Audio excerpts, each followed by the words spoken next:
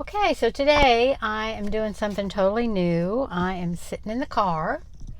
I just dropped my grandson off at church at youth, so I've got a couple of hours, so I thought I would try to do some recording. So we'll see how this goes. Hopefully there's enough light. Anyway, I'm going to start reading Bridge to Terabithia by Catherine Patterson. I just got this book today. Where I get most of my books from is thrift books. So, and I think they made that. I know they made this into a movie. Can't remember when it came out, but I'm pretty sure I saw it. It's probably been quite some time ago. But anyway, here we go. It has 13 chapters, just so you know.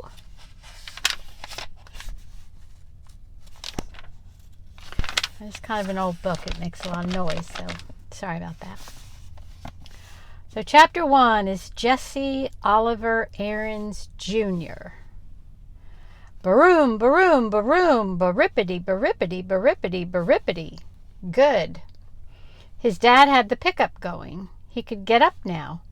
Jess slid out of bed and into his overalls.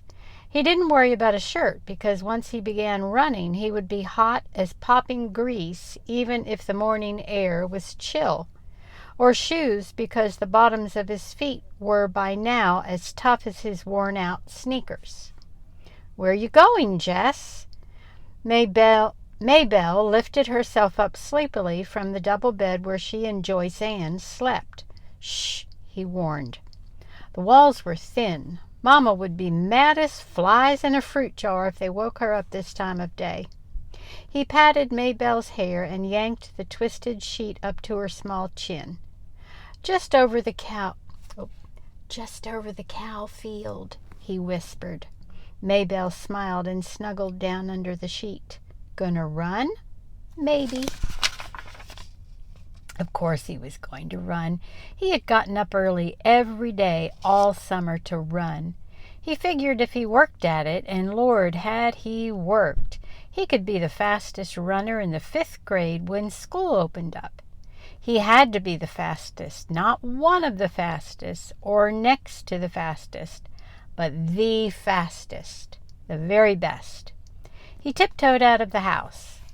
The place was so rattly that it screeched whenever you put your foot down, but Jess had found that if you tiptoed, it gave only a low moan, and he could usually get outdoors without waking Mama or Ellie or Brenda or Joyce Ann. Maybelle was another matter. She was going on 7, and she worshipped him, which was okay sometimes. When you were the only boy smashed between 4 sisters and the older 2 had despised you ever since you stopped letting them dress you up and wheel you around in their rusty old doll carriage, and the littlest one cried if you looked at her cross-eyed, it was nice to have somebody who worshipped you, even if it got unhandy sometimes. He began to trot across the yard. His breath was coming out in little puffs. Cold for August, but it was early yet. By noontime, when his mom would have him out working, it would be hot enough. Miss Bessie stared at him sleepily as he climbed across the scrap heap, over the fence and into the cow field. "Moo," she said, looking for all the world like another Maybelle with her big brown droopy eyes. "Hey, Miss Bessie," Jess said soothingly, "just go on back to sleep." Miss Bessie strolled over to a greenish patch. Most of the field was brown and dry, and yanked up a mouthful. "That a girl. Just eat your breakfast. Don't pay me no mind." He always started at the northwest corner of the field, crouched over like the runners he had seen on Wide World of Sports. "Bang," he said, and took off flying around the cow field. Miss Bessie strolled toward the center, still following him with her droopy eyes, chewing slowly. She didn't look very smart, even for a cow, but she was plenty bright enough to get out of Jess's way. His straw-colored hair flapped hard against his forehead, and his arms and legs flew out every which way. He had never learned to run properly, but he was long-legged for a 10-year-old boy, and no one had more grit than he. Lark Creek Elementary was short on everything, especially athletic equipment, so all the balls went to the upper grades at recess time after lunch. Even if a 5th grader started out the period with a ball, it was sure to be in the hands of a 6th or 7th grader before the hour was half over. The older boys always took the dry center of the upper field for their ball games, while the girls claimed the small top section for hopscotch and jump rope and hanging around talking. So the lower grade boys had started this running thing. They would all line up on the far side of the lower field, where it was either muddy or deep, crusty ruts. Earl Watson, who was no good at running but had a big mouth, would yell, "Bang!" and they'd race to a line they'd towed across at the other end. One time last year, Jesse had won, not just the first heat, but the whole shebang. Only once, but it had put into his mouth a taste for winning. Ever since he'd been in 1st grade, he'd been that crazy little kid that draws all the time. But one day, April the 22nd, a drizzly Monday it had been, he ran ahead of them all, the red mud slooching up through the holes in the bottom of his sneakers. For the rest of that day and until after lunch on the next, he had been the fastest kid in the 3rd, 4th, and 5th grades, and he only a 4th grader. On Tuesday, Wayne Pettis had won again as usual. But this year, Wayne Pettis would be in the 6th grade. He'd play football until Christmas and baseball until June with the rest of the big guys. Anybody had a chance to be the fastest runner, and by Miss Bessie this year it was going to be Jesse Oliver Aarons, Jr. Jess pumped his arms harder and bent his head for the distant fence. He could hear the 3rd grade boys screaming him on. They would follow him around like a country music star, and Maybelle would pop her buttons. Her brother was the fastest, the best. That ought to give the rest of the 1st grade something to chew their cuds on. Even his dad would be proud. Jess rounded the corner. He couldn't keep going quite so fast, but he continued running for a while. It would build him up. Maybelle would tell Daddy so it wouldn't look as though he, Jess, was a bragger. Maybe Dad would be so proud he'd forget all about how tired he was from the long drive back and forth to Washington and the digging and hauling all day. He would get right down on the floor and wrestle the way he used to. Old Dad would be surprised at how strong he'd gotten in the last couple of years. His body was begging him to quit, but Jess pushed it on. He had to let that puny chest of his know who was boss. Jess. It was Maybelle yelling from the other side of the scrap heap. Oh, Jess! It was Maybelle yelling from the other side of the scrap heap. Mama says you got to come in and eat now. Leave the milking till later. Oh, crud. He'd run too long. Now everyone would know he'd been out and starred in on him. Yeah, okay, he turned, still running, and headed for the scrap heap. Without breaking his rhythm, he climbed over the fence, scrambled across the scrap heap, thumped Maybelle on the head, ow, and trotted on to the house.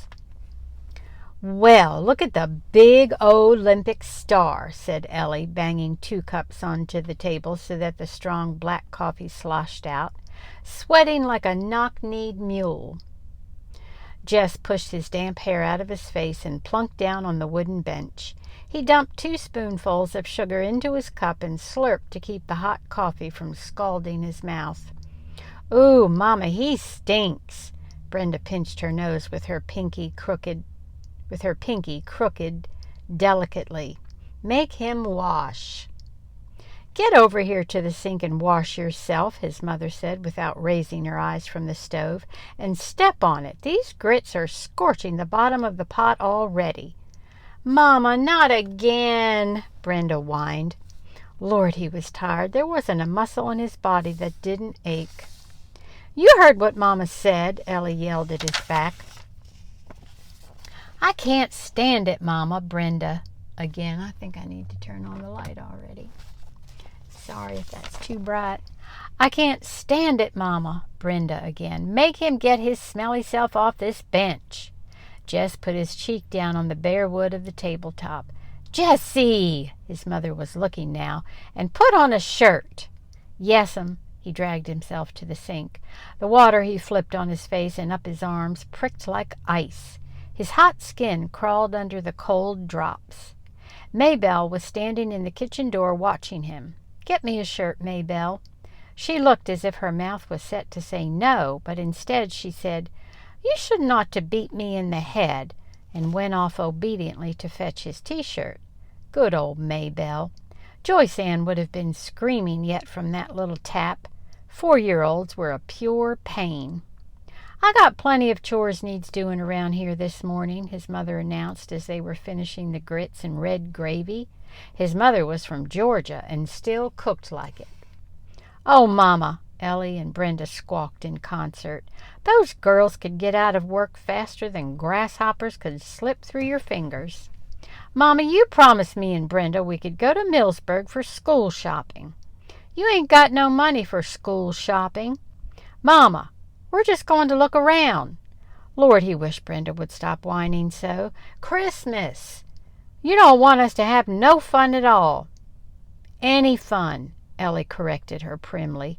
Oh, shut up. Ellie ignored her. Miss Timmons is coming by to pick us up.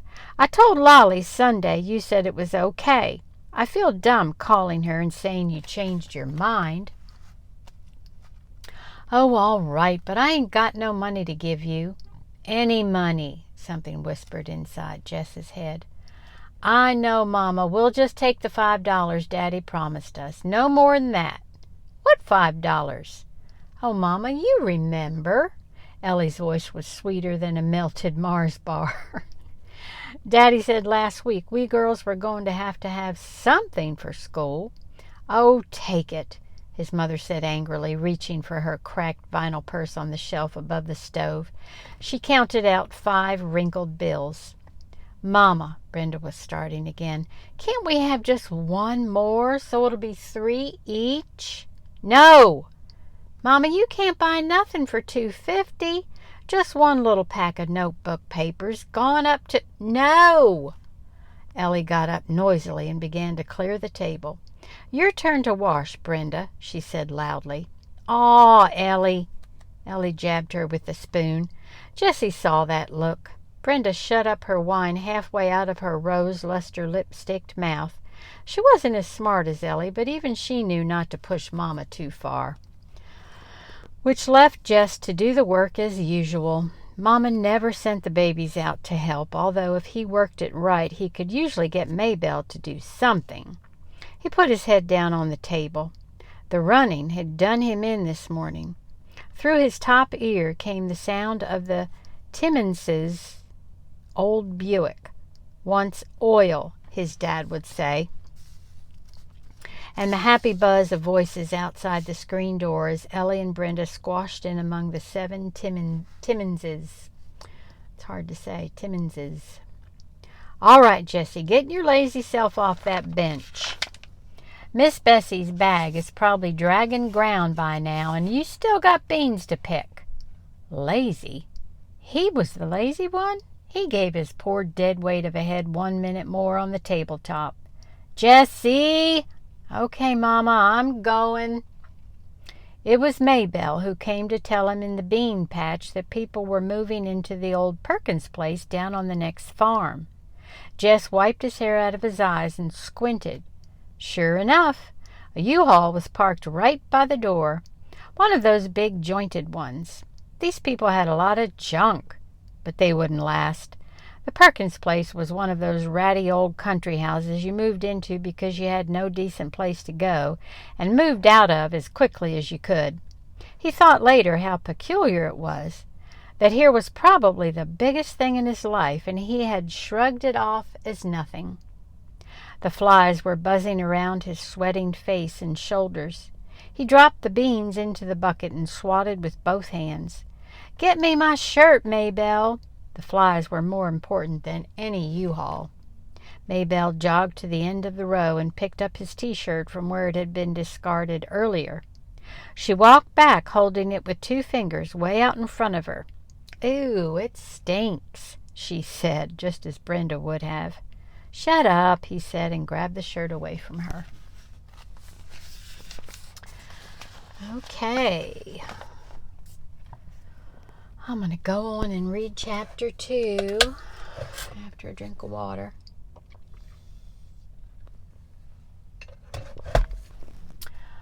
Chapter 2, Leslie Burke. Ellie and Brenda weren't back by 7. Jess had finished all the picking and helped his mother can the beans.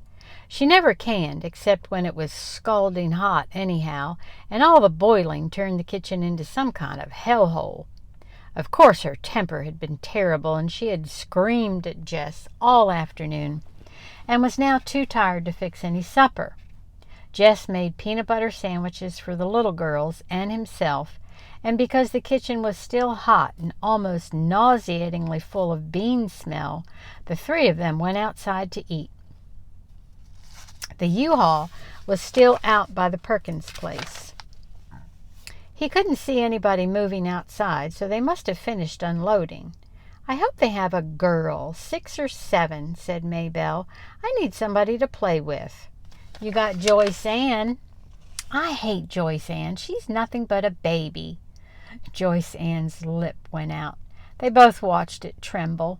Then her pudgy body shuddered, and she let out a great cry.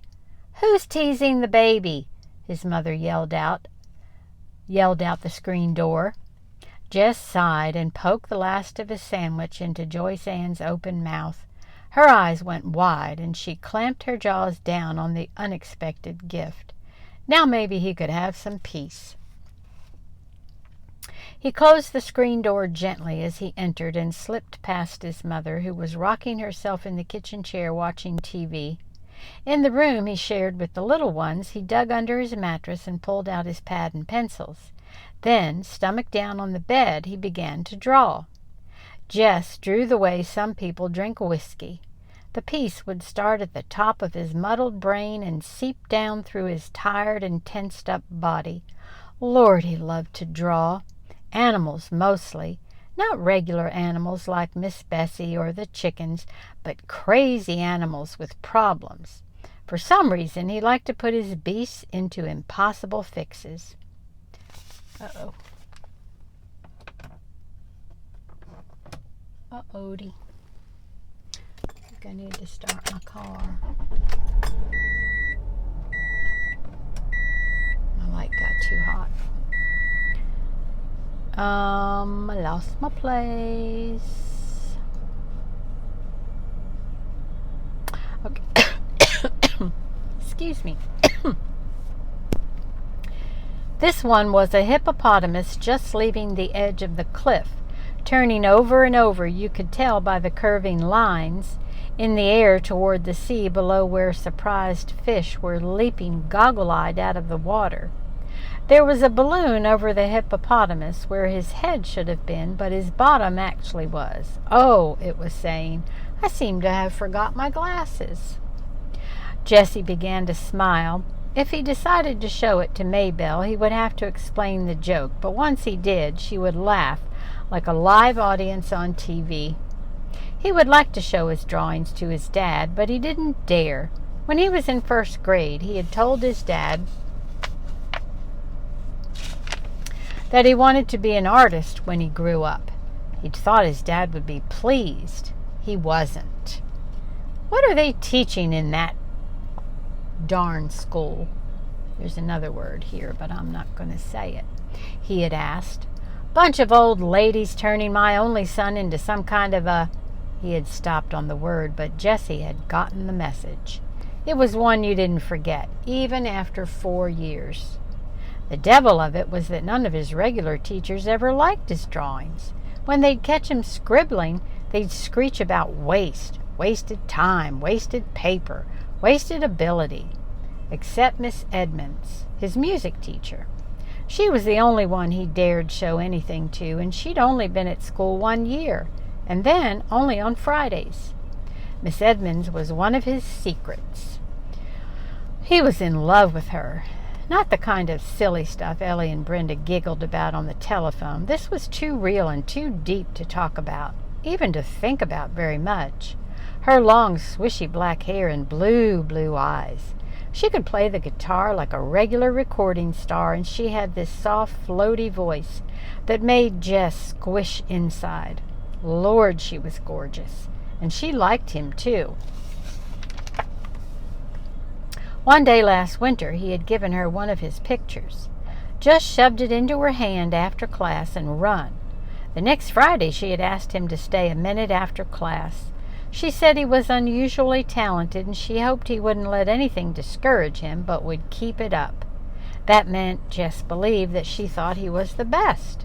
It was not the kind of best that counted either at school or at home, but it was a genuine kind of best. He kept the knowledge of it buried inside himself like a pirate treasure. He was rich, very rich, but no one could know about it for now except his fellow outlaw, Julia Edmonds. Sounds like some kind of hippie, his mother had said when Brenda, who had been in 7th grade last year, described Miss Edmonds to her. She probably was.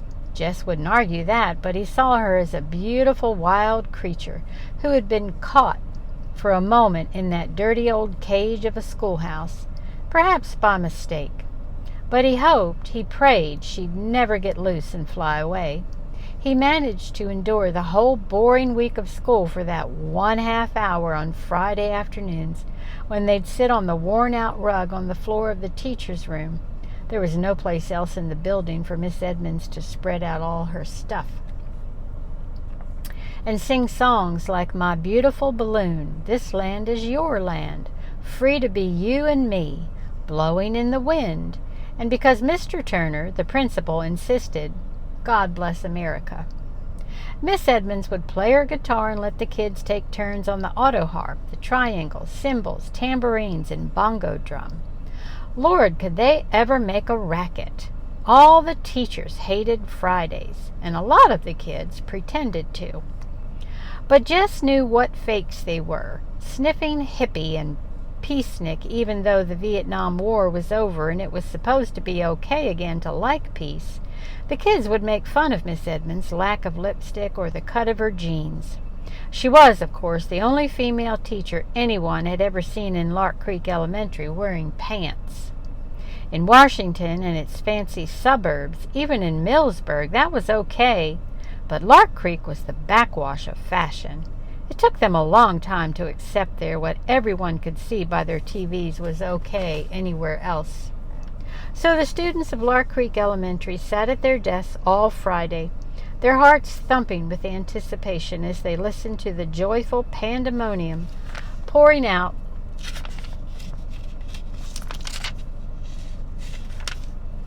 from the teacher's room.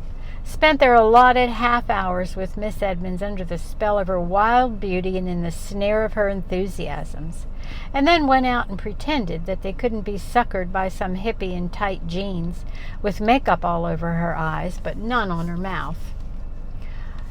Jess just kept his mouth shut. It wouldn't help to try to defend Miss Edmonds against their unjust and hypocritical attacks.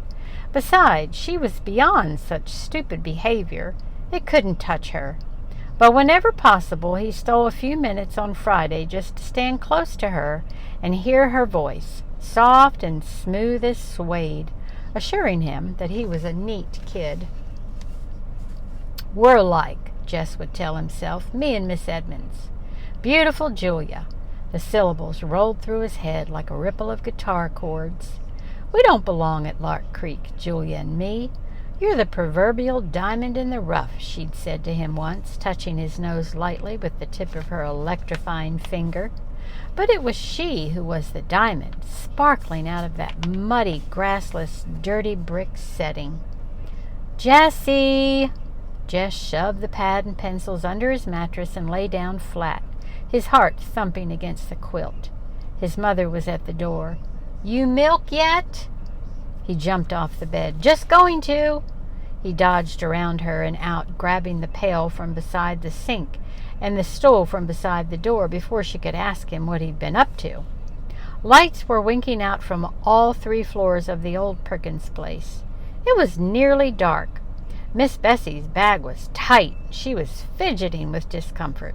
She should have been milked a couple of hours ago. He eased himself onto the stool and began to tug. The warm milk pinged into the pail. Down on the road, an occasional truck passed by with its dimmers on.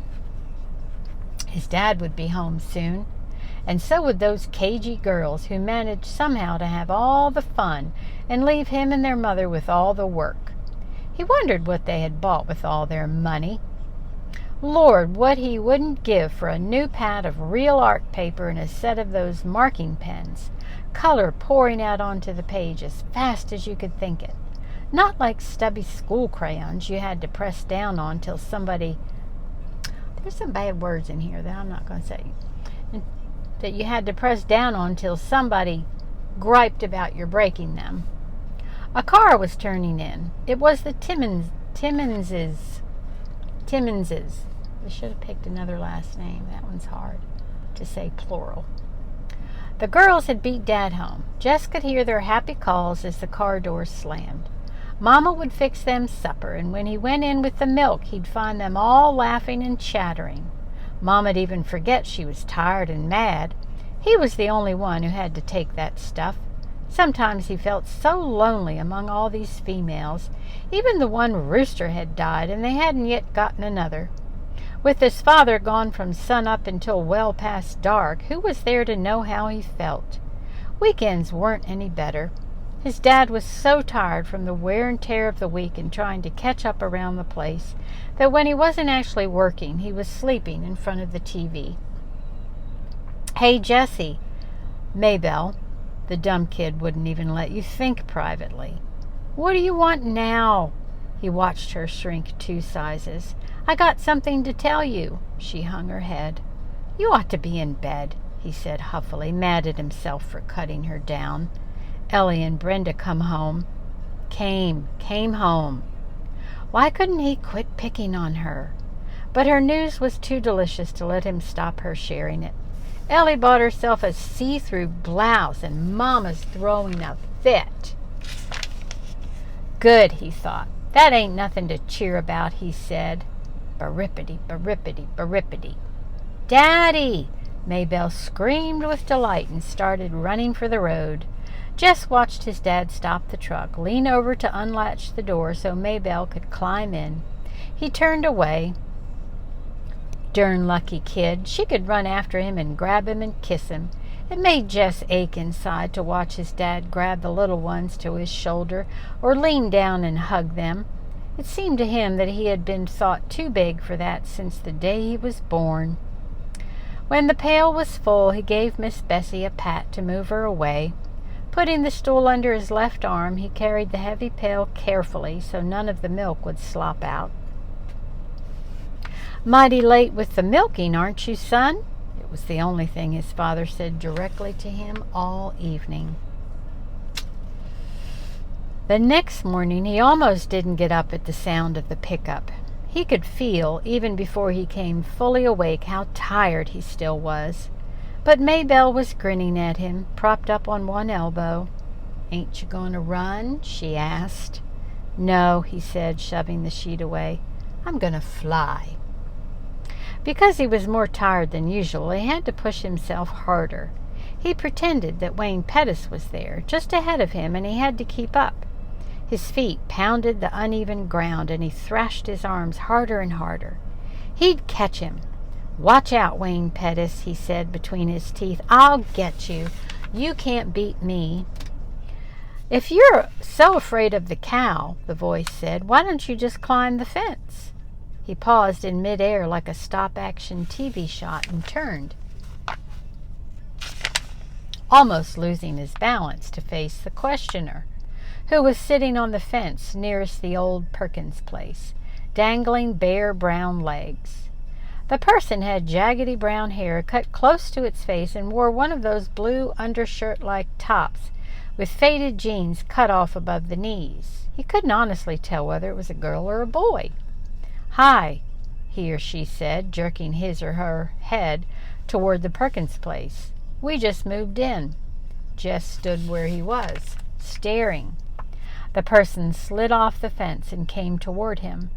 "I thought we might as well be friends," it said. There's no one else close by." Girl, he decided. Definitely a girl. But he couldn't have said why, he was suddenly sure. She was about his height. Not quite, though, he was pleased to realize as she came nearer. "My name's Leslie Burke." She even had one of those dumb names that could go either way, but he was sure now that he was right. "What's the matter?" "Huh? Is something the matter?" "Yeah, no." He pointed his thumb in the direction of his own house and then wiped his hair off his forehead. "Just errands. Too bad Maybelle's girl came in the wrong size. Well, well." He nodded at her. "See you." He turned toward the house. No use trying to run any more this morning. Might as well milk Miss Bessie and get that out of the way. "Hey!" Leslie was standing in the middle of the cow field, her head tilted and her hands on her hips. "Where are you going?" "I got work to do," he called back over his shoulder. When he came out later with the pail and stool, she was gone. Well, that might be all I can read for tonight. I didn't realize it would get dark so fast. So, until next time.